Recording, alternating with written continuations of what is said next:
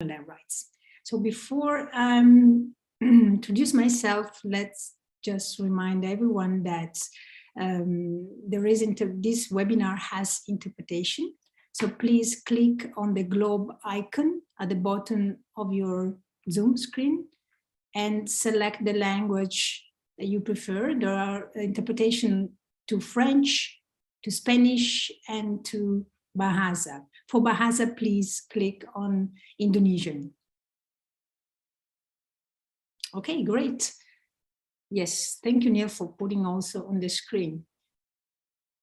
So my name is Laura Meggiolaro. I'm team leader at the Land Portal Foundation. And again, welcome to this webinar on showcasing transformative approaches for women land rights. The webinar is part of a series of webinars that the Land Portal Foundation is curating with both ends.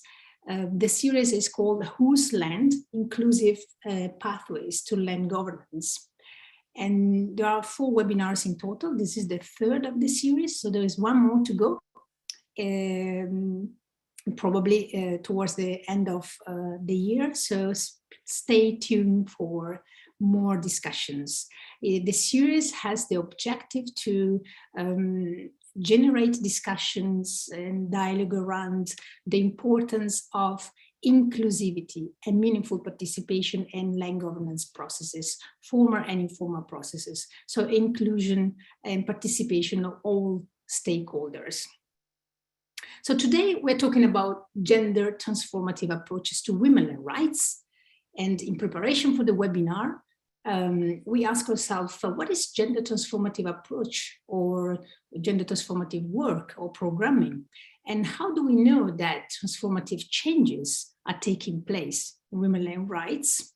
So when the development community has started to use this approach, and what are the key questions that we should ask ourselves if we really want to address transformational change?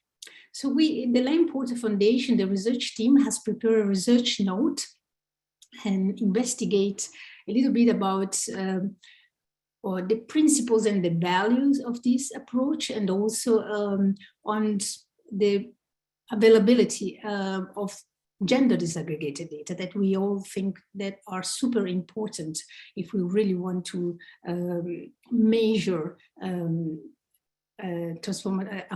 gender approaches, and in particular transformative approaches. So I invite you to read the note, but basically, which is published in the Land Portal in the webinar page. And our research team came to the conclusion that it's basically impossible to overcome gender inequalities without really looking at the structural barriers, at the architecture of power within societies and institutions. And really the focus should really be on looking at women as active agent of change. Regarding the gender disaggregated data, again, the research team came to the conclusion that although there is a multitude of studies and reports that's been published on gender land rights, there is a recognition that disaggregated statistics on women land ownership or women land holding are still largely insufficient and inconsistent across many countries. I invite you to read the note. I also want to point you to another important resource. The Land Portal has organized another webinar on this topic in the frame of the Land at Scale program a few months ago. And we invited Naomi Shadrach, who's a gender expert at Oxfam, to deliver a keynote on this topic. So Oxfam refers to gender transformative leadership as an approach for women and rights. And this approach aims at transforming power, relation, and architecture of power within institutions, and really is an approach that focuses at unveiling the leadership potential of women in taking decisions that relate to access, control, and ownership of land and natural resources. So it's really an approach that looks at transforming the personal attitudes and the relations to address the social change. Again, I invite you to look at these resources in the webinar page, and I hope you will get a little bit more nuances and understanding of this important issue. Let me share a few additional logistical notes before we start the discussion. The webinar is live streamed on multiple platforms. If you also want, there is also live tweeting occurring. So if you also want to take part and share your tweets, please use the hashtag #WhoseLand. We have created a social media kit, is available. My colleagues are sharing the link on the chat. So please make use of these resources. At the end of this discussion, we will invite you to share your questions. And for that, please use the Q&A button at the bottom of the window of the Zoom screen and share your questions and to the panelists. Finally, this session is being recorded, and the video link will be shared with all of you afterwards and available on LAM portal pages. And also an article will capture the main key messages and takes away. And again, this will be available on the LAM portal page. So now let me introduce our terrific panel of experts that are here today, will join me in this very interesting discussion. So we have Frida Gituku, the Executive Director of GROOS Kenya, a national movement of grassroots women. Frida is also the global co-chair at the International Land Coalition, and she's a passionate advocate for women land rights. Welcome, Frida. We also have Judy Passinho, coordinator of the Purple Action for Indigenous Women's Rights in the Philippines. Judy has been actively involved in many struggles that affected indigenous communities in the Philippines in relation to their ancestral domain and their rights to self-determination. Judy is an activist, a feminist, and a mother. Welcome, Judy. We also have Bhanumati Kalluri, Executive Director of Datri Trust, a women-led NGO working in India in the intersection of environmental justice and women land rights. Banu has been also involved in several community struggles for the last 30 years, in particular struggles that involve indigenous communities and forest communities. Welcome, Banu. And last but not least, we have Ruth Menzendik. Ruth is a senior research fellow for the International Food and Policy Research Institute in Washington. And Ruth is a development sociologist with decades of experience in research related to women's land rights and rights to collective resources in particular. Ruth has also been awarded in 2019 the Elinor Ostrom Award on Collective Government of the Commons. Welcome, Ruth. So the webinar, the discussion will be structured in two main parts. The first part we will investigate the meaning of gender transformative change, and also we'll ask the panelists to share some examples from their field experience for their projects on gender transformative approaches. In the second part of the webinar, we will discuss about gender disaggregated data and the role that the data can have in contributing to gender transformative change. Let me start with you, Ruth, and ask the question, what does gender transformative change means to you, Ruth? And why is it important for women land rights? Over to you, Ruth. Thanks. A lot of the attention to gender transformative change focuses on changing social norms to enhance gender equity. That's important. For example, in land rights, you need to address the norms that say women can't own property. In some places, there's even norms that women are property. Addressing norms is important, but it's not enough. You also have to address the structures, to change the structures that exclude women. And that means looking at the whole system. Are there issues that prevent women from enjoying full land rights, like the land registration system? For example, do the registration systems routinely include the names of both husband and wife? So first of all, is the form designed for that? Then are the staff trained on why and how to register women as well as men? Are the registry offices physically and socially accessible to women? So you need to look at the norms and the structures for transformative change. Thank you so much, Ruth. This was extremely clear and really an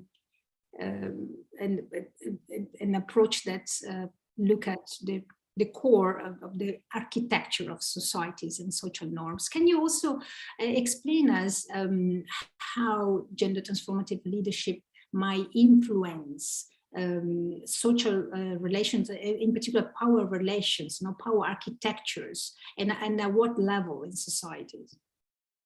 So I think the example that comes most readily to mind for a lot of people and is often cited is the need to work with men.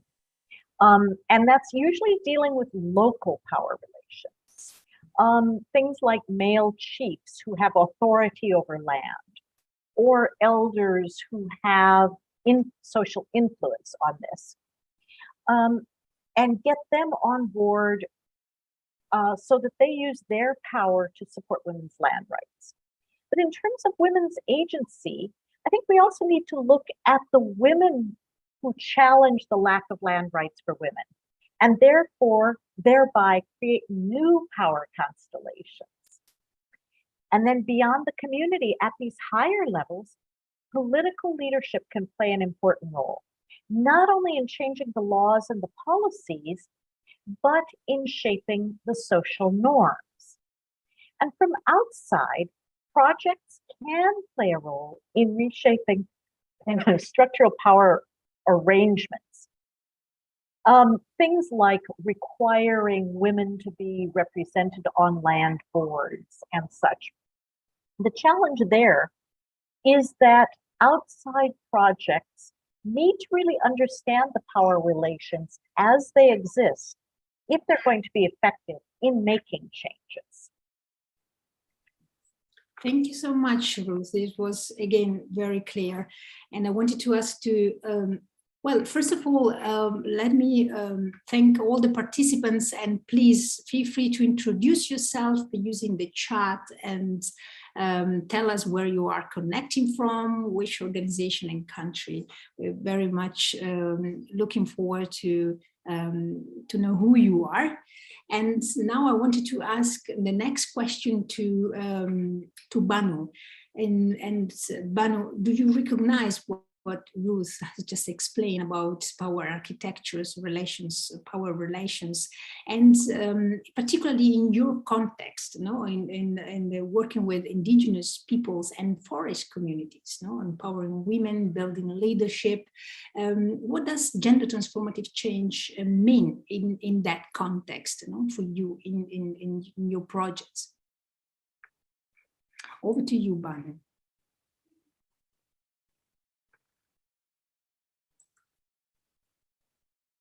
You're muted, Banu. Can you unmute yourself? Oh, I'm so sorry. Thank you, Laura. I'm joining from a city called Hyderabad in South India.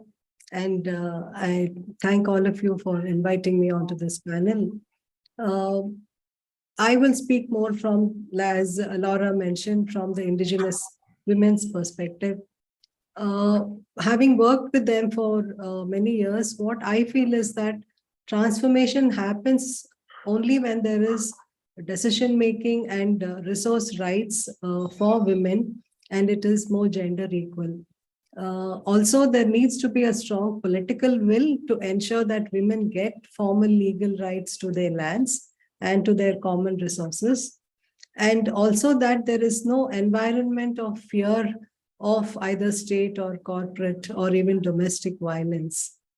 So therefore, I feel gender transformative change is a very political issue. Firstly, because the discourse around gender transformation is restricted largely to the domestic domain and to the customary. Whereas what we see increasingly happening is that this transformation is being prevented by a lot of corporate and IFI-led models on gender transformation, which are influencing our laws and policies in India. And these are increasing the structural and corporate violence. So, for example, in the indigenous women's context, land ownership has been patrilineal and the state has been quite orthodox. But now it is increasingly acquiring lands of indigenous people for large private entities. Hence, women are now today losing both formal and informal rights to land.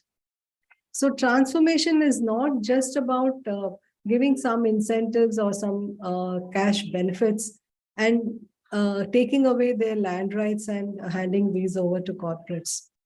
So we really need to reverse this form of privatization models and promote more formal entitlements to women, promote more community conserved and managed ownership forms of collective agencies where women are able to participate in real decision making and not just in numbers. So there's really no substitute to legal rights. And therefore, we have been finding it quite a problem that this guidelines model and do good practice models of promoting gender transformative change is not going to really bring real change to women, but we need more uh, uh, policy and practice promoting women's knowledge practices, both collective agencies and formal entitlements. Thank you for providing these examples and to better understand the India context, Banu. This is really informative. And in particular, can I ask a follow-on question on how does this approach, how do you go on building this agency, and how this then influence the power relation, the power dynamics within groups, families, communities in your context? The power dynamics within, for gender equality would require, like, as I said before, not transformation just in terms of intent and goodwill, but more in giving rights and entitlements. There is enough, experiential evidence that where women have greater control over their resources, land, forests, natural resources, they have better negotiating power and more equal or better status, economic and social status. So when we really focus on entitlements, there is enormous scope for equalizing and bringing changes, not just at the domestic level, but also at the structural vertices. For example, if state perspectives on gender transformative policies change and move from just giving program inputs to women and more focus on women getting land rights and putting into place executive institutions that will work towards bringing these formal rights to women, and not really, again, taking back the lands, grabbing the lands from the women for privatization, then the power dynamics are definitely going to be more level playing for the women. within the household and in the public sphere. So we have found that whether it's domestic violence, whether it's education or skill building or other political opportunities are possible where women are having a better power over their resources. So land dispossession and corporatization of indigenous people's lands is definitely not going to lead to transformative change. Rather, it would be a more regressive process of achieving any kind of gender equality. So I would definitely feel that there is more need for providing formal legal entitlements to women. Thank you, Banu. Thank you so much for explaining that, and the fact that when women have access, formal access to land resources, their status, it changes, and the relationship as a consequence, of course, is affected, and the power relation within families and society and groups and communities also changes positively in a transformational way. I wanted now to ask Frida to take the floor and tell us, do you recognize, Frida, these challenges also in your communities, now in the groups you work with in Kenya, and in particular in your work empowering women groups in Kenya and building leadership? What do you think that we should do in practice, to embark on a project that aims at achieving gender transformative change? Thank you, Laura. I think for us, when we talk about gender transformative change, we look at four realms.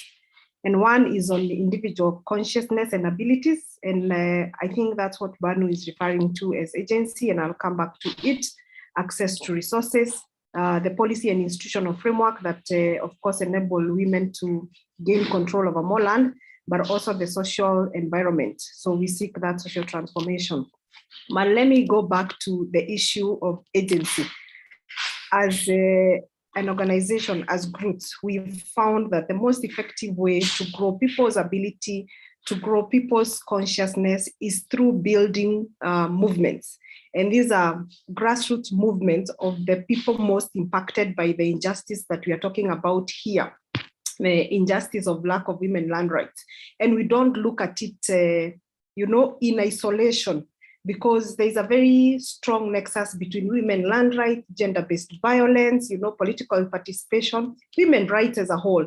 But the core to the transformation there is impacting their personal transformation as individuals, so that they believe that actually they deserve those rights and they have a right to these natural resources, but also bringing them together into collectives so that they can share the wealth that they have the most, which is their numbers and their voice, because they may not have the monies that other people in different social hierarchies have. So for us, building movements is very important, both as a process of transforming the person, the personal transformation, but also bringing the community that is most impacted by these injustices together to raise their voice. And we've seen that when they are organized in movement, they are able to shift the power from those traditional power holders to themselves, or rebalance that power, because they are using their numbers constantly to negotiate some of the injustices that we see,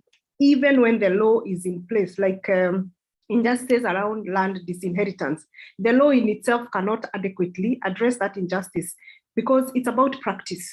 And because we need to achieve scale in terms of transformation. For us, that's where community-led movements, whether they take the designs of women groups or what people call the people-based organization, that's why they become very, very key to ensure that those laws have meanings and they are they're having effect on a daily basis in the lives of people. And then the other thing is around the access to resources. And this access to resources, of course, is identifying what kind of opportunities exist for women to accumulate more resources, to develop the lands that we are putting into their hands, and to have controls to make a decision over those lands. Sometimes we push so much for the land to be registered in the name of women or jointly, but that's not an end by itself. That in itself will not cause transformation, because land must be put into use for it to transform households, to resort to income, even to rebalance the power issues at the household. So access to resources, whether it is from the private sector or it is from public program, is also a key area, a key contributor to gender transformation. Those two are very much at the personal level. If you come to the environment now, we are talking about social transformation, which is of course something that a lot of organizations of our kind have stayed on for a long time. And Ruth mentioned about the men champion models. That is working very well, because you have people who can relate to each other, trying to influence and persuade and transform others. Then, of course, the other thing at a collective level is on the transformation of law.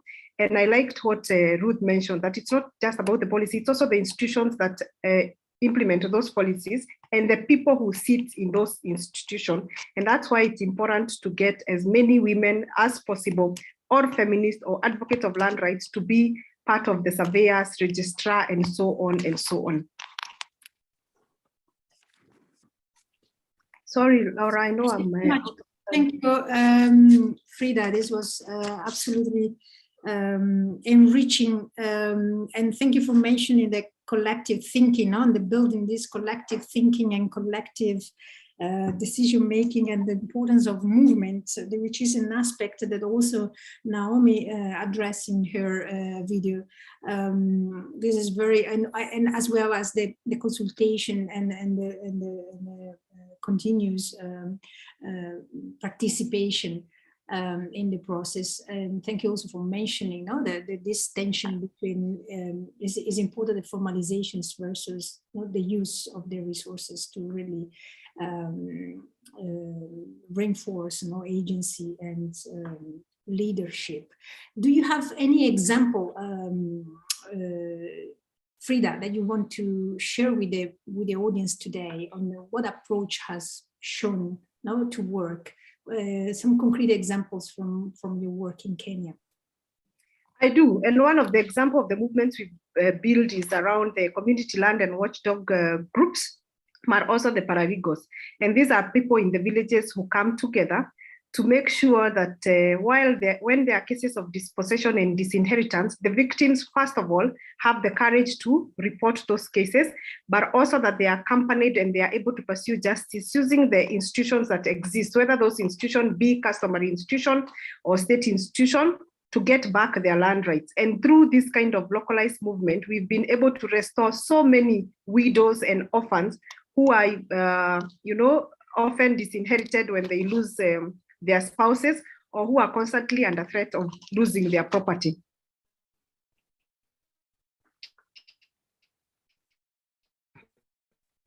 Hello.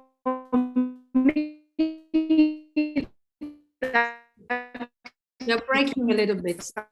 You want to switch off the video because Ruth has really done since I joined the organization. Of course, working together. That brings together a collective in the village, but these are people who are trained effectively. They understand what the law says around women land rights, but they serve as a watchdog to ensure that when there are injustices such as land disinheritance and dispossession, then they are the first one to encourage the victims to report these cases, but they also accompany them to pursue the justice system up to the end so that they can regain their land rights. And we've seen so many widows and orphans being restored to their homes through this kind of movements. Of course, they are more effective if they exist in a big scale. The Ogiek community, we've seen them organize as a people-based organization, and they've been engaging in this, of course, fight with the Kenya government over their territories in the Mau Forest. And we've seen how them being organized in a people organization has supported them to stay on into what they believe is their territory up to now. So there are different kinds of success stories that prove that movements do work. Thank you so much, Frida. And I invite everyone to visit Ruth's website and read more about Watchdog, the women groups, Community Land Act Working Group and the fantastic work that you are doing in Kenya.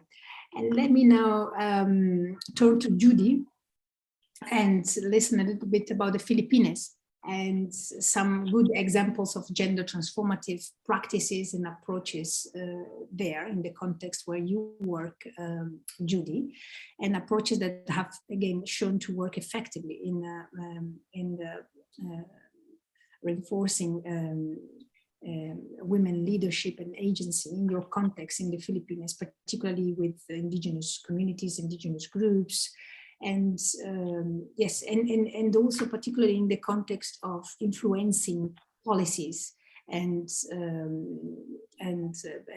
local or national policies on women and rights. Over to you, Judy. Yes, hi. Hi, good evening, Laura. Good evening, everyone. Banu, Maike. Gender transformative practices are work in progress.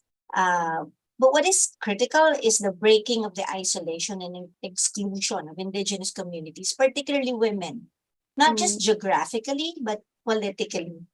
Most of the indigenous communities in the Philippines are in what government calls geographically isolated and disadvantaged areas. Up until now, there's no accurate official count of how many indigenous peoples are in the Philippines. Until now, the number that is being used is 12% to 20% of the overall national population. Without the actual count, the indigenous women remain invisible, if not marginalized. And this isolation and marginalization are highlighted during disaster times, especially so. With Typhoon Haiyan, one of the strongest typhoons which hit our country in 2013, our organization, LILAC, immediately tried to reach out to our indigenous women leaders who were on the path of the typhoon. They could not be reached for weeks because all the lines were cut off. When we were able to reach one of them, we immediately arranged for relief operations. We went to the local government unit of the said province and sought support for transportation, given that it was very difficult to reach in mountainous areas. The government's disaster response unit accompanied us, and they were so surprised to see that the indigenous women were so organized. They were so surprised that in this very far-flung area, there's a group of indigenous women who have organized themselves and who actually have networks at the national level. It was the first time for this government unit to reach the area. So since then, they initiated more communication and coordination between the indigenous women and the local government unit for the rehabilitation work that followed, including relocating the community to less hazardous areas. The indigenous women were even able to negotiate for access to agricultural lands for their food production. There are multi-level, multi-pronged, I should say, approaches that LILAC ventures into. One that, and this has been already discussed by Banu and Frida, but yeah, it's good to know that that this is a common approach that women organizations do, that the approach of focusing on the self and the indigenous women themselves, increasing their confidence to be able to find their voice and to use their voice in the assertion of their rights through skill sharing, community learning sessions, and connecting with other indigenous women through different gatherings, as well as linking them up with other networks of women groups and formations. At the government level, there's a facilitation between the indigenous women and the government officials for dialogues, for either policy change at the local level or push for direct access to resources and support from the government. And this has been mentioned by Frida, the movement building. This is one area that we put emphasis to, ensuring that the indigenous women's representation and their presence are actually in the different campaign formations and national alliances, and being part of the vibrant movement building. We also engage media work where we try to pierce through the mainstream media with their stories of struggles, stories of being in the front line, in the defense of their land. We're promoting their statements and take on relevant national issues such as impacts of the national mining policy, the anti-terror law in their defense work, and the human crisis that we are in. With these, the Indigenous women break the stereotype that Indigenous women are mere victims of disasters, discrimination, and violence. They are able to show their wisdom, their courage, their power. We also support Indigenous women's agenda building. A good example of this is the recently held national elections in the Philippines. Indigenous women, most of them for the first time, took a stand knowing that there was a lot at stake for the human rights situation, environmental and climate crisis, and the dire poverty that the communities are in. LILAC supported the convening of the Indigenous women to have electoral discussions, and thereafter, they developed the Indigenous women electoral agenda. This they brought to the candidates, progressive candidates, to be included in their electoral platform. They also brought this agenda to the broader women's groups and to the broader Indigenous peoples. At the local level, within the Indigenous political structures, Indigenous women are slowly occupying spaces of leadership. This takes them to being part of decision-making processes on their ancestral domain management, development, and defense. Now, are these enough? Of course not. But we hope that as we continue these approaches, we may cause some cracks on the glass ceilings and glass walls and thorn barricades surrounding the Indigenous women. Thank you so much for this nice testimony, Judy, and also to share with us these important examples, no? And that shows that building agency, leadership, and negotiation skills, no, with Indigenous women's help them really, even in remote areas and with remote groups, really is shown to be transformational, no? And let these women sit in the decision-making table and really make their voice heard. Let me ask a last question, Judy, before we go to the second part of the webinar and start talking about gender disaggregated data. You also work a lot with land rights and environmental defenders. Can you share with us what it means, no? Building women leadership and agency in a context where land rights and environmental defenders play a critical role, no, in defending women and rights and putting sometimes their life at risk. Yeah. Building and increasing or strengthening Indigenous women's leadership is a two-edged sword. While it strengthens their position to be able to negotiate and transform power relations within their communities and even with the state, it is the same reason why they earn the ire of the vanguards of patriarchy. Their families who would look at the Indigenous women leaders, activists, women human rights defenders as betraying their roles as dutiful mothers, wives, daughters. On the other hand, there's the Indigenous leadership who are still generally male-led, who feel threatened that their power will diminish. And then the state, of course, which considers Indigenous women human rights defenders as mere obstruction to their profit-oriented development within their ancestral domain. And the corporations who find them as annoyance, as they expect that Indigenous women would just toe the line of the decisions made by male leaders who the corporations have more direct and influence on. All these lead to different forms of violence against Indigenous women human rights defenders, defending their ancestral domain from mining, dams, plantations. We have a case of an Indigenous woman waking up to his husband with a knife being thrusted at her out of jealousy for being active in political meetings and always being out of the house. Another case, that of a young Indigenous woman being threatened by the tribal chieftain himself accusing her of not following customs and traditions by being active in organizing young women in their community. Then, of course, we have the government red tagging them or labeling them as communist insurgents, terrorists, or terrorist sympathizers. Under the past regime, Duterte, there were 92 documented extrajudicial killings of indigenous leaders. Under this new/old Marcos government, we expect the numbers to rise. There's no gender disaggregated data of the number of land rights defenders killed in the Philippines, but our country has been topping the list, unfortunately, of the most dangerous places for land rights defenders in recent years, competing with Brazil.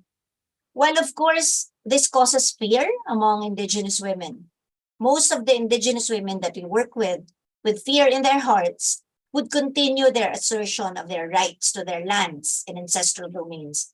And let me just quote one of our beloved Lilac leaders, Bae Rose Undag, who said, "We have no choice. This is our obligation to protect and to fight our land."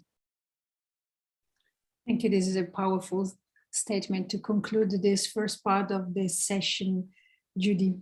Thank you for sharing with us. This has been really terrific discussion and very informative and enlightening with from your different domain of expertise and from different corners of the world where you are operating in such a challenging context. As I said in the beginning, we now switch to slightly to a complementary discussion and talk about gender and land data. The Land Portal has paid special attention to land data and the importance of ensuring understanding and to land data and also access to data and how data can be a means to solve important land struggles and land issues such as women access to land. As I said in the beginning, there are numerous studies and reports, but still gender disaggregated statistics of women and ownership and holdings are still largely insufficient and inconsistent across many countries. And let me now ask our panelists what their opinion and the perspective is. There are different, from the different perspectives. I wanted to start with you again, Ruth. You are a researcher. You've been working with data, collecting data, carrying out surveys. So what is the current state of women rights data? Where are the major gaps that we should be aware of, Ruth? So the good news is that the data are improving. Unfortunately, we're still a very long way from knowing what proportion of women own land, what proportion of landowners are women, and what proportion of land is owned or co-owned by women. For example, the FAO Gender and Land Rights Database covers 83 countries, so far from universal coverage. Even within those countries, none of those countries have complete coverage of the critical measures that we would want on women's land rights. Efforts to cover the indicators for the Sustainable Development Goals, or SDGs, have helped expand the coverage of information on land rights and prompted governments to include data on this in some of their major surveys. But remember, almost all of that data on what's called land ownership is survey data on self-reported land ownership, which doesn't necessarily correspond with what is legally recognized land ownership.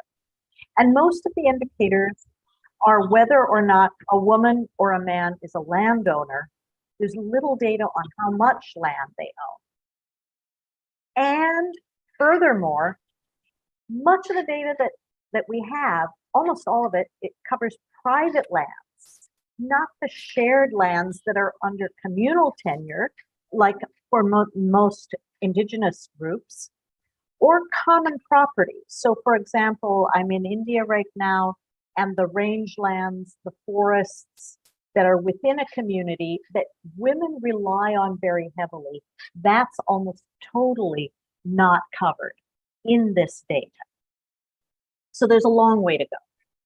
Thank you, Ruth. Indeed, a lot of attention to data now is driven by the Sustainable Development Goals, of course, and you are right that there's still a long way to go.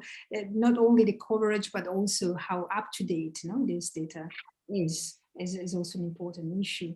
But one follow-on question to you, Ruth: what data do you think we need to monitor and document gender transformative change? What is missing there again? Where is the gap? That's actually a really good point, because all of what I talked about a minute ago, that's the sort of data on the outcomes, the sort of endpoints. But if we're talking about transformative change, we need to think about not just the outcomes, the proportion of women owning land or proportion of land owned by women, but also some of the process indicators. For example, the number of women in land administration bodies or forest user groups, and the attitudes of land administrators towards women having land rights. And I think it's also, we often talk about data, but we need good analyses that show how that data actually is understood and how that relates to the reality on the ground. To things like women's tenure security, because we know that women have different sources of tenure insecurity than men do. Sometimes they're worried that whether or not they have their name on a certificate, that they may be lose access to that land. So I think we need the improvement of the data, but we also need studies of the processes through which these changes happen or do not happen, and what that really means for women and men of different backgrounds in terms of their land tenure security. Thanks.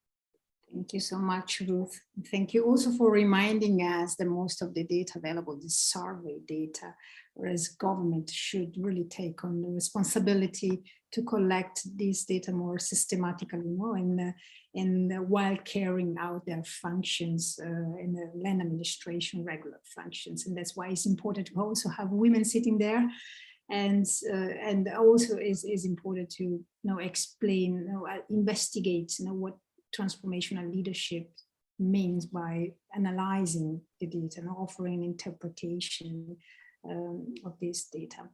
Let me now ask Banu to take the floor and explain. You work directly with grassroots communities, and get their what is their insights, the understanding of the gender data gap, and also wanted to ask, have you ever do you use data for your advocacy work on women's land rights in India, and in doing your work, where are the main gaps? Where do you see data missing now, and what data could strengthen your work when you work with these communities? Banu, over to you. Yeah. Yes, Laura.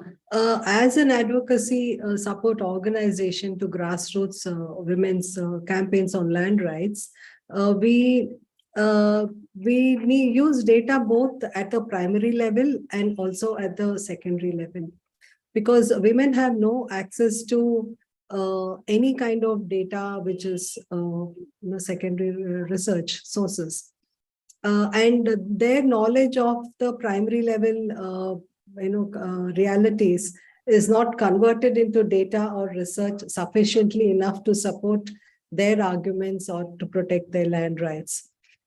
So most often there is a huge gap in between experience and what is being generated as data. For example, uh, we have been fighting a case of a tourism project where uh, the government states that this is a wasteland and it's good to do set up a resort here. But the women say we don't define this as wasteland. So we helped women generate their own data about the biodiversity of this so-called wasteland to submit it in the court to argue their case that this is our data. But there is no access to micro level data on that microforest space to show that this is not a wasteland. This is one example. Another example of a conservation project. There is a lot of data generated on, say, for example, how tigers have, population has increased, and this form of forest conservation has helped protect the tigers. But there is no data available on what happens to the women who have been thrown out of these protected areas or who have lost their access to the forest when a tiger reserve is declared. So these stories and this data on how much of impoverishment, how much of migration, how much of malnutrition that women have been put to as a result of these kind of policies and programs and investments. So we help women come up with their own tools and come up with their own data on one side, because there is a huge gap in academic, non-academic data on this front. And we also find that there is a need for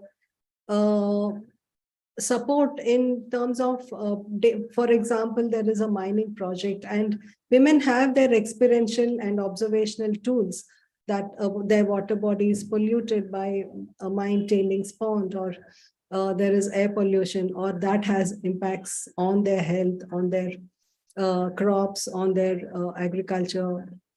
But the data is very false when it comes from the state and corporate bodies. So an environment clearance is given without proper, authentic study of the impacts of environmental pollution of an extractive projects. So who will help the women conduct authentic research to bring out the ground realities? That is something that we are really struggling with. There is also a lot of times communities, indigenous communities, losing out because there is no clear land data related, not just data, but maps related to land. It's very difficult for them to prove whether it is forest land or non-forest land. And then it becomes very easy for, say, forest authorities to just throw them out of their land. And data is is both gender unequal and also social unequal. Communities have no access to, say, satellite imagery or Cartosat maps, where a satellite map may show that there is thick forest to disprove the claims of communities that they are farming here for generations. Whereas it could be a coffee plantations, it could be a tea estate. So the data can be very false. And it can be very skewed in the way we present these. So these are the kind of gaps we feel. And I also feel that women are very creative. So a women's song can give more data and can give more scientific evidence of a biodiversity than a research or a quantitative data. So how do we value this form of data and evidence and build it into women's knowledge-based data that can be supported by other empirical forms of data? So these are some examples from the ground, the challenges that we are facing in terms of the gender injustice in access to data and the way data is interpreted. Thank you for these examples, Banu, and also these data collections, community data collections experiences, and how they can be important, not critical to build skills, build agency, and build awareness, no, on the issues, and sometimes be used to challenge the so-called official data, as that you said rightly, that sometimes they can be really misleading, outdated, not complete, and not measuring the right aspect. So it's very important that, and we heard also from other experiences in Mozambique, for instance, how powerful can be involving, engaging women and communities in data collection experiences. And I wanted also to hear from Frida about your experience in using data for advocating women rights in Kenya, but also engaging with data collection, increasing data literacy, you know, the ability to use data community level as an engine, you know, for empowerment and transformation. I know Groot is doing a fantastic job in that regard. Can you share some examples with us? Thank you, Laura. Kenya hasn't made a lot of progress in terms of producing data on land, ownership, access, and all, and not just for women. You know, land data is a whole. And for that reason, we've seen that there's an opportunity then to fill in that vacuum, because even the data that exists, administrative data from the, you know, the land registry, the access to that data is also not quite easy, either for political reasons, for other reasons that we don't understand. So as an organization, one of the things we've invested in is training communities to generate their own data, what we call citizen-generated data or community-generated data. Now we are very happy because at least the Kenya National Bureau of Statistics just launched guidelines for citizen-generated data. And I think that's quite a mark of progress for the country, because it means other institutions can produce data as long as they meet a certain quality criteria or standards. So Roots has an interest in public land, all land, but public land, and I will explain why. Because of course, women form the majority of they are the poorest of all our population, the women population. And that means they also rely heavily on public services, whether it is school or it is hospitals or it's water point, they really make more sense for them and they really need them. So how public facilities are managed is very important and quite directly related to women empowerment. So for us, we feel that it is strategic for the constituency that we lead to play the role of safeguarding what we call as public lands. And these are lands that have really been under threat historically in our country, being grabbed and put in the hands of a private individual for personal use. So one of the models that we developed several years ago is the public land mapping model, where organized groups of community go out and identify the parcels of public land that exist within their geographical jurisdiction and create manual and digital inventories of those lands. Why is that important? One, because that the community there needs to know that this is their common property and they have a role in safeguarding it. They also need to understand that it is impact how they access basic services, water, school, health, and others. And also they need to understand that they are the best shot in the recovery and repossession of land that may be in the hands of individual owners. So we've done that in 2 counties so far. And what we've seen is that with these inventories, when people go out for public participation or to engage duty bearers, then they are authoritatively able to say that as a people, as a community, as a county, we own these parcels of land which exist either as reserve or unused, and we want them to be secured. We also want the upcoming project of the government to be erected in these public facilities. They've also gone further ahead to get back some of the public land properties that actually had been grabbed. And these are things that governments have tried before and they didn't succeed, but the power of the people is stronger.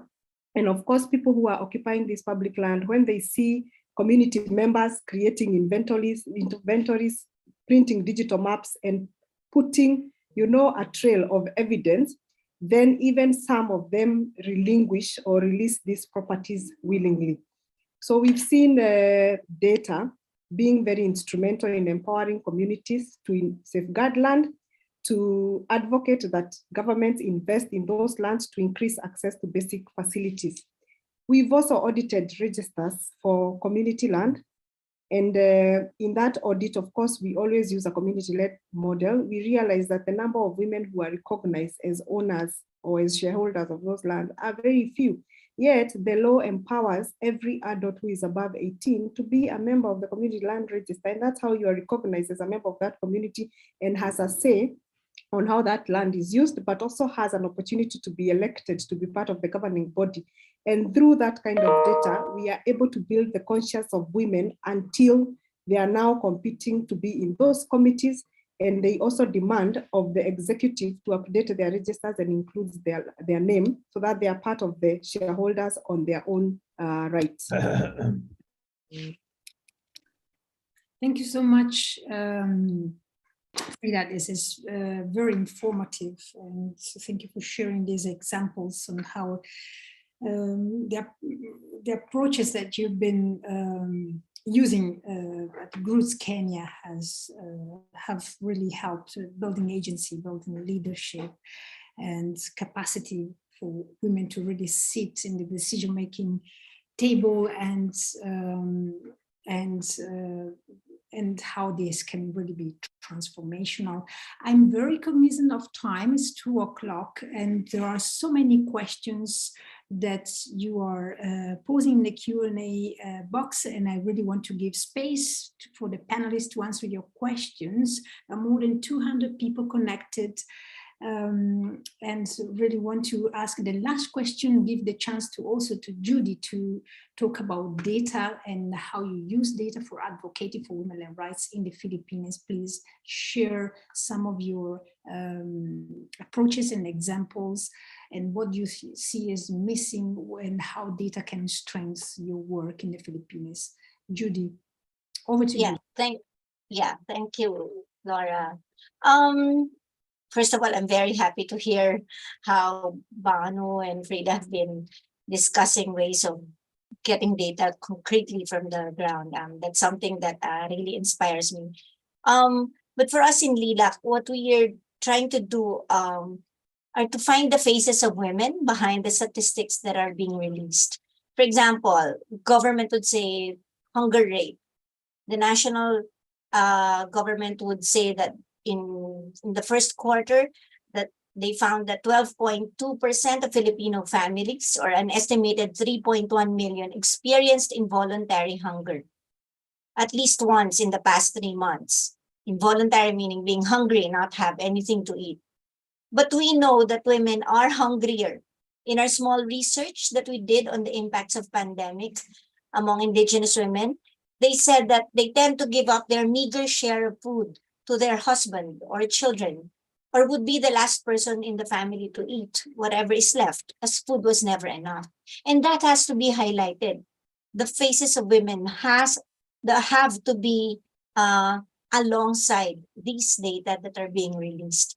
Another example is that the number of hectares of ancestral lands distributed by the government, they would say already 5.7 million hectares, and a total of 1.3 million indigenous peoples as right holders when they issued what they call the Certificate of Ancestral Domain Title. Now, this is a very powerful data, and CADT, or the Certificate of Ancestral Domain Title, is a powerful tool for the communities to assert their right to self-determination. However, the question that we are problematizing is this: are the women within these communities with the CADTs, with the titles, are able to assert their own right to self-determination? For example, their right to reproductive self-determination. LILAC conducted an initial study in some years ago among Sobanen women, and our findings are they are not able to assert their own right to self-determination. We're also trying to fight the deliberate distortion of data and the interpretation of these. Banu mentioned something, Banu mentioned an example on mining, and this is also a quick example from us. They would report high employment rate in their operation. This information will be used by the government to peddle more mining projects. But what kind of work is involved? Who are employed? Again, we tried to look at the face. We tried to look for the women's faces in the Oceana gold mining data when it said that it generated work for 1,500 people. We are currently compiling stories of indigenous women who work for the company. And so far, based on their stories, the kind of work that women get are non-tenured, 6 months contract to be renewed for another 6 months. And the kind of work that they do, cleaning the miners' bunkers, doing laundry for the miners, cooking. Basically, the domestic role of women was simply extended to a larger community of men. They were exposed to different vulnerabilities, including sexual harassment. These stories, these details of the numbers of employment rate that the mining company talks about are invisible. Yet these are the real information that we need to talk about. In our experience, women's stories are dismissed as non-scientific, therefore unimportant. But women's stories, experiences clearly depict the realities that we live in, and these have to be recognized. With these, indigenous women are seeking accountability from the government and the corporations. We say that the gathering and the processing of data should also be transformative. That while scientific data are necessary, lived experiences of women are equally critical. Now, I have a long list. When Laura asked me what are the data that you need in our work, I have a long list because I got excited when you asked that question. But in the interest of time, let me just say that while there are sex or gender disaggregated data already in the Philippines, I don't know if I'm calling it correctly, but indigeneity disaggregated data are absent. So you have a number of there's a gender disaggregated data of migrant workers, but how many of these are from indigenous communities? That's absent. Traffic people, how many are from the indigenous communities? Absent. Identifying whether the women come from indigenous communities are very difficult to come by from government data, but also from civil society. And we feel that these are very good to have in order to push for more to push for the depiction of the real situation of indigenous women. And lastly, I think I would like to add on the list of what data we need, more inspiring data. I was listening to Ruth, maybe we should look at how many women are actually in the structures of the government or decision-making structures. It would be good to have inspiring data on how many indigenous women have occupied leadership positions and actually served the indigenous women's interest. And how many indigenous women, like land rights defenders, have successfully led land take back or reoccupation from corporations. That is something that I'm really excited to have.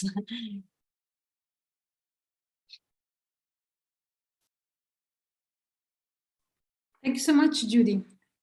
Again, very inspiring, and I hope we'll inspire further questions from our audience today. But let me just start addressing some of the questions. You can read yourself in the box, in the Q&A box. But let me just read for you some of the questions that the panelists are that the audience is asking. Maybe if we want to remain in the discussion related to data, let me ask, does the citizen-generated data speak to public data system? This is a very nice question. There are a lot of tools and programs involving communities and grassroots groups in data collections, and this is very powerful in building capacities. But then how these data speak to public data system, how to convince the government to really take this data into seriously, into consideration, and make a legitimization. Also, a question for Banu: is there any community level tool to generate gender segregated data? I think Banu has already expressed that, but if you want to elaborate further on tools for generating gender disaggregated data in India. And third question, what global platform can be set up to centralize reliable data indicators on land access, if there is a need for such a platform first, and of course, if there is, what can that be? So can citizen data speak to public data systems? Again, if you can elaborate on the tools for community level data generated, not segregated data in particular, and also what platform can be used as a reliable and trusted platform to share land data indicator on land access. Who want to take which question? Feel free to take any of the questions, or the three. Just decided to read a few of them in the interest of time. Are you asking me? Laura. No? I mean, Laura? Maybe, yes, you can start, Banu, and respond to any of the three questions, and then switch to other panelists. The floor. Yeah, in terms of tools, our organization, we are we constantly develop tools based on different kinds of conflicts. So a great focus of our research is evidence-based research through gender impact assessment and gender audits. So we do a lot of assessment in relation to extractives projects, in relation to climate change action, mitigation, adaptation projects. So we do work with the women on the ground in developing these tools, and also link it to their oral practices and practical activities.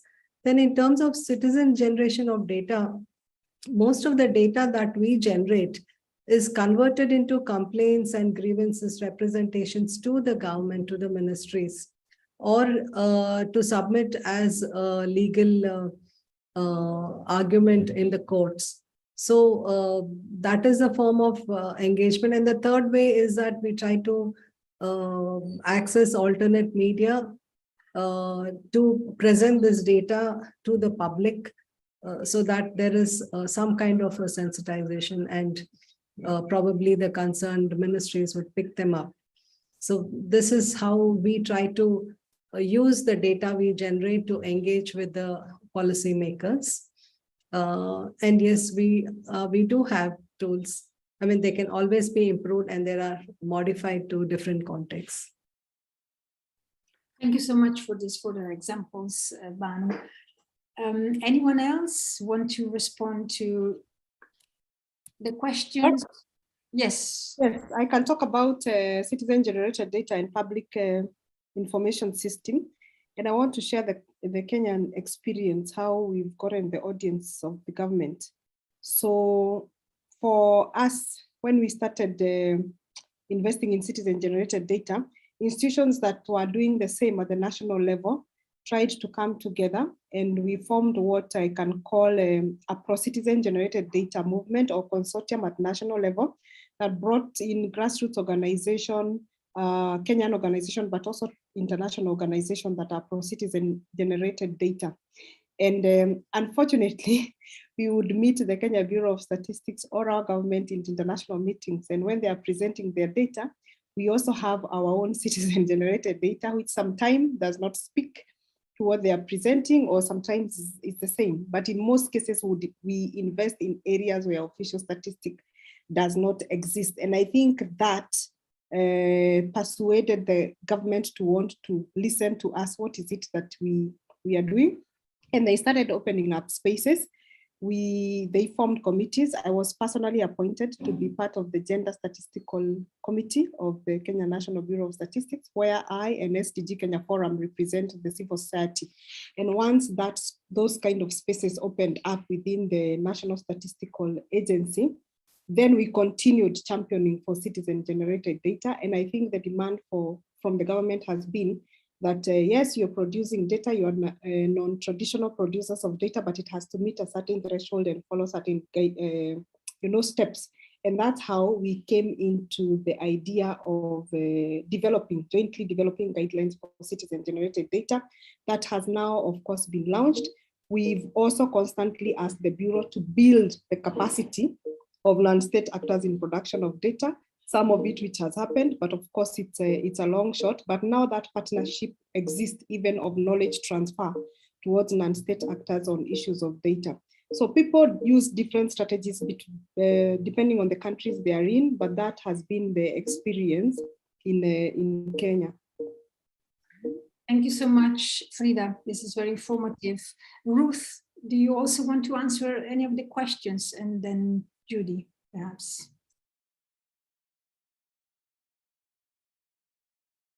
Sorry, yes, I think these are really good examples. Frida gave just that example of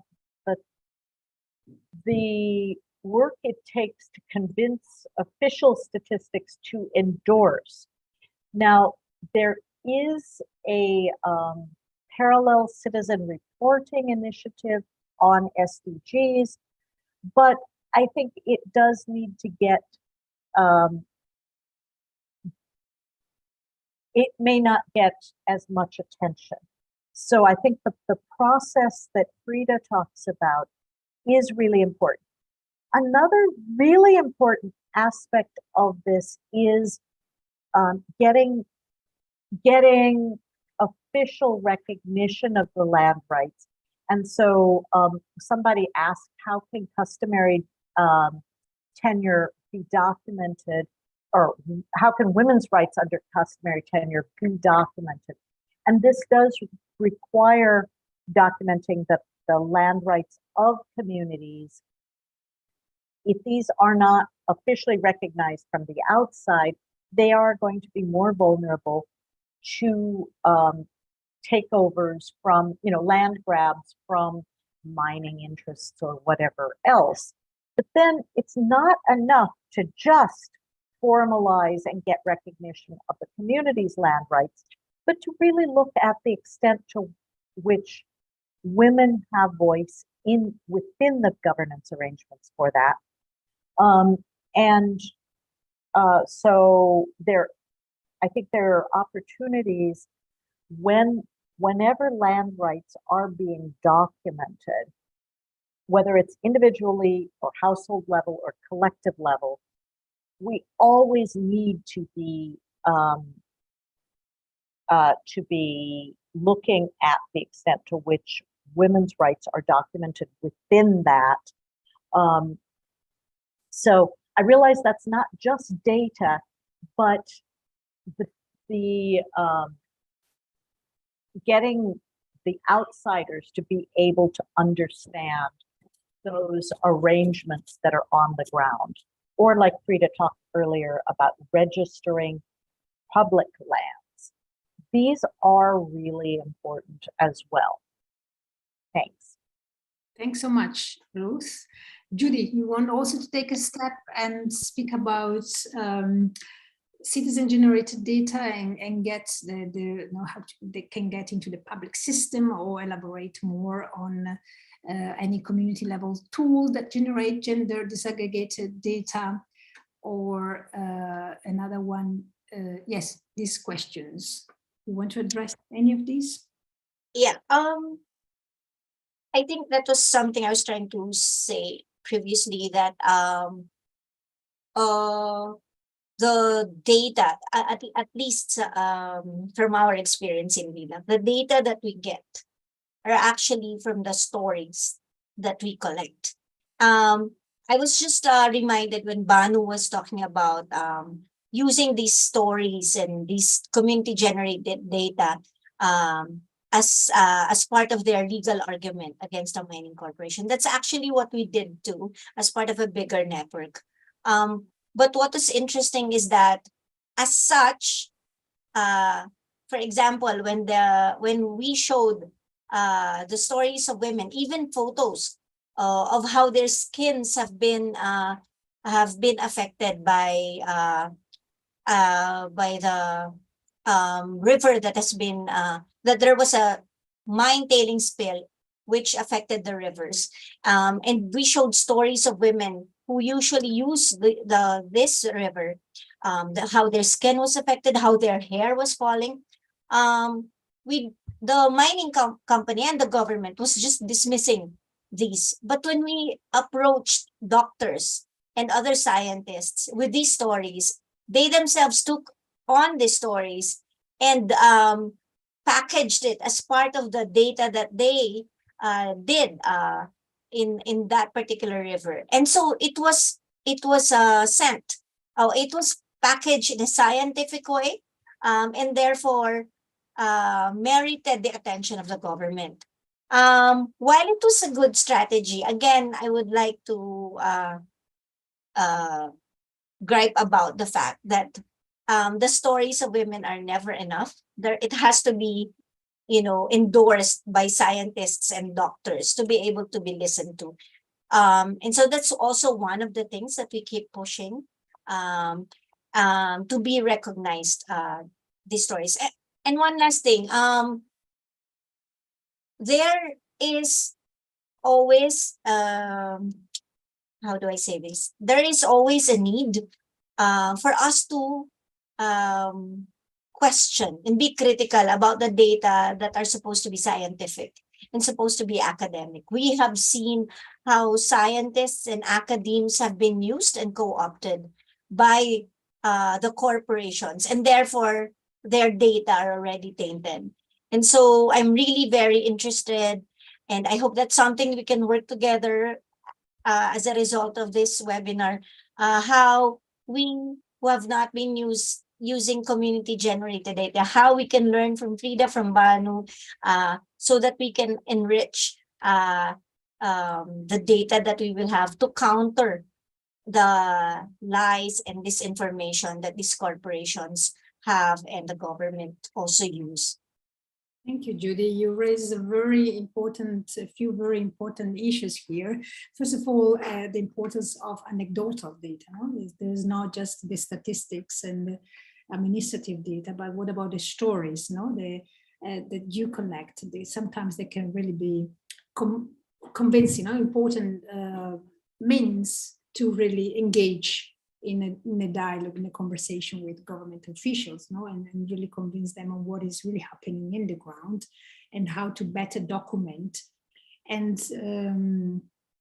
also the relationship and the collaboration that we need to establish between the research community, statistical experts, and the practitioners that are really in touch with these groups and work directly with these groups. Now, of course, the research need to be made more usable for you, to inform your advocacy efforts, but at the same time, your stories need to feed back to the official research and to offer different lenses and different entry points to really is worth investigating. Thank you for raising this very important aspect, Judy. There is also one more question for you, particularly because you work with human rights and environmental defenders, and one person is asking, how do you safeguard data providers in this critical and sensitive environment, and this information regarding women and gender leaders that sometimes can put at risk people? I think collective and community protection is very critical in safeguarding every individual's rights. Because at the end of the day, we can only turn to our community and the movement that we're part of. The Philippines has been experiencing a lot of harassments and threats against especially land rights defenders. And so what we're really wanting to do, and that's also our appeal, is that we should profile these stories of harassment and threats to make visible, one, to make visible that the threats, but also second, to make visible the reason why they are being threatened. And that is because they're fighting for their land. They're fighting for their ancestral domains. And the third is to make visible who the perpetrators are, and that's the government and the corporations. If we remain silent and really, which we are really pushed to be because of fear, then we cannot, the culture of impunity would continue, and then no one would be put into justice. And so, yeah, how do we safeguard?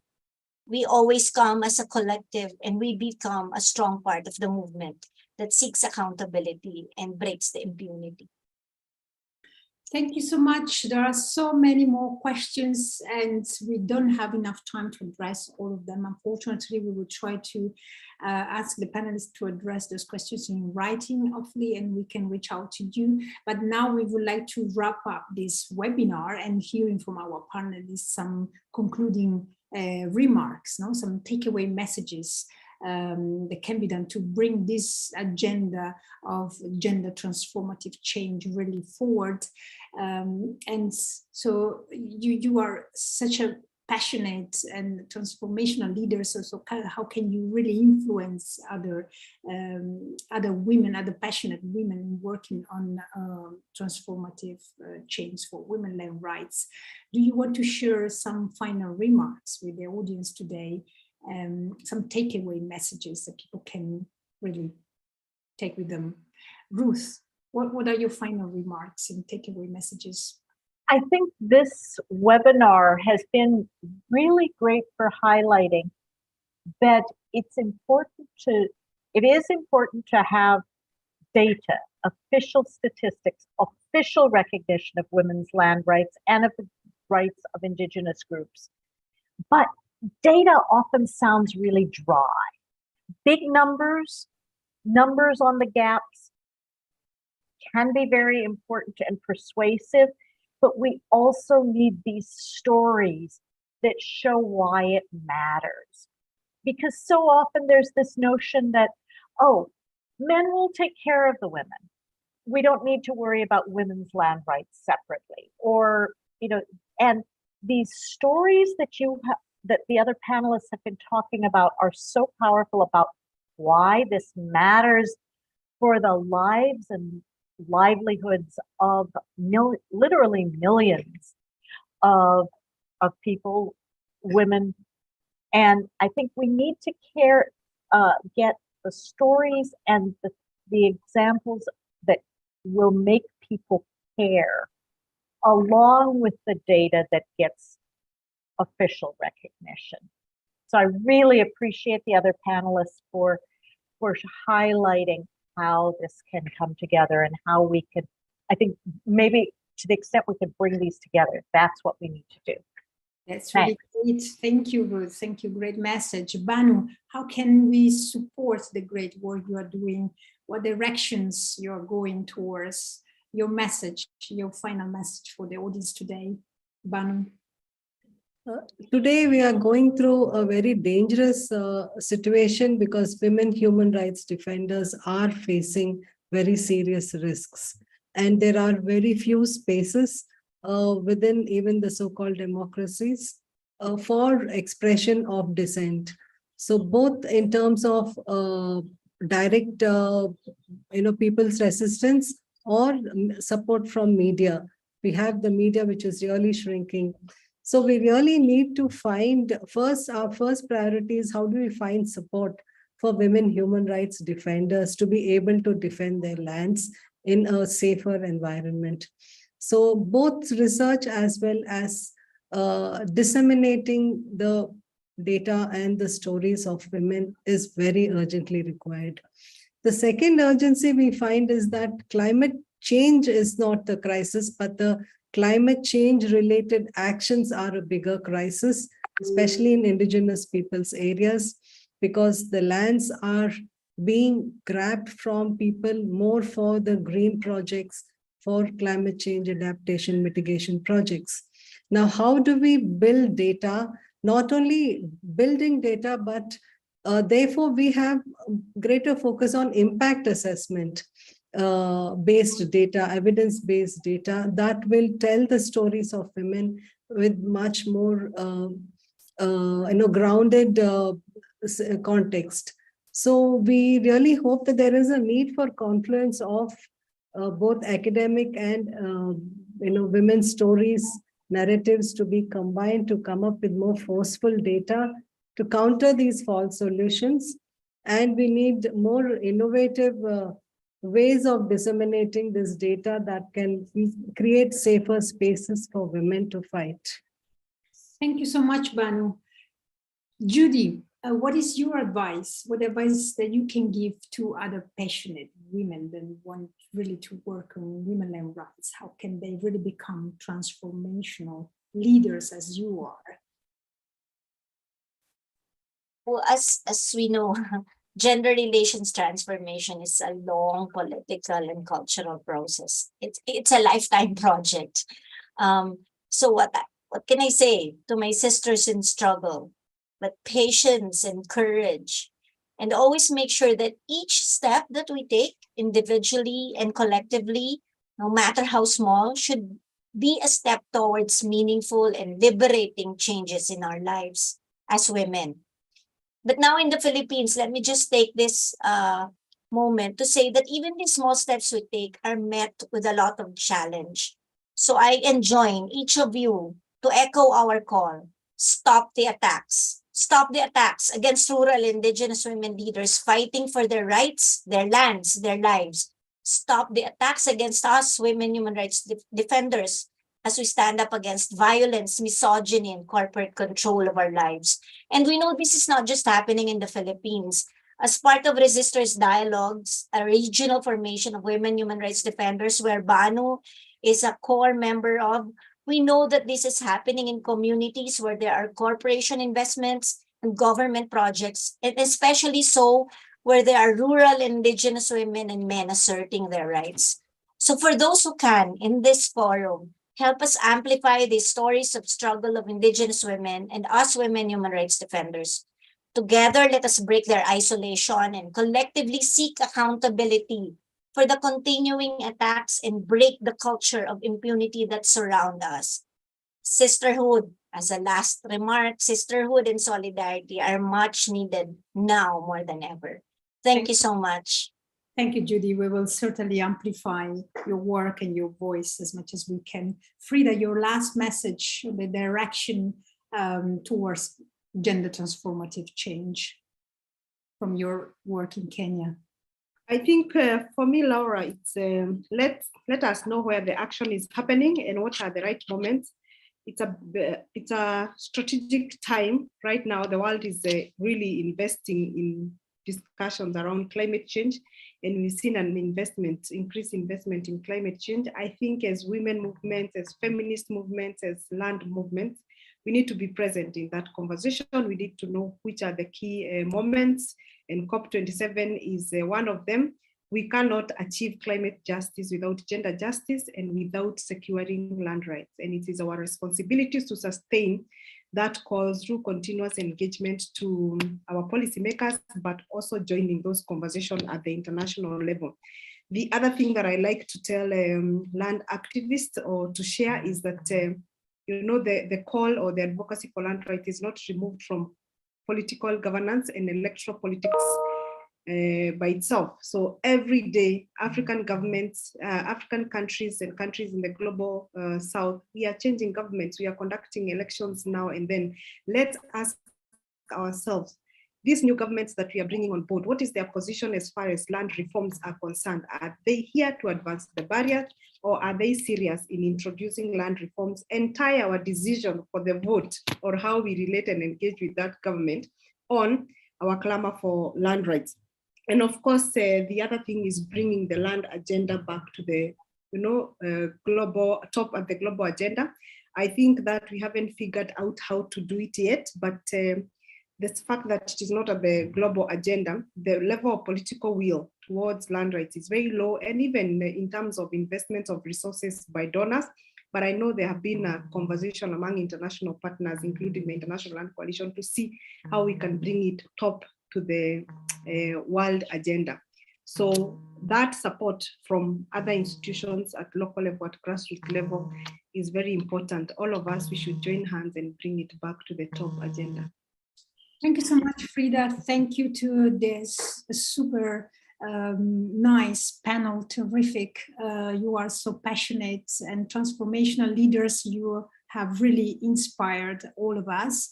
Thank you for our audience, a big group that has joined us today.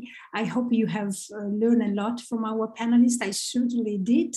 And I'm so glad that we have covered a lot of ground and a lot of terrain on showing transformative approaches for women land rights. Please stay tuned for the next Whose Land webinar together with both ends. And please take also the survey. We want to hear from you if you enjoy the webinar, how we can really improve next time. So click on the link that my colleagues are sharing through the chat. And I hope you have a good rest of your day wherever you are. And thank you. Thank you, everyone. And goodbye.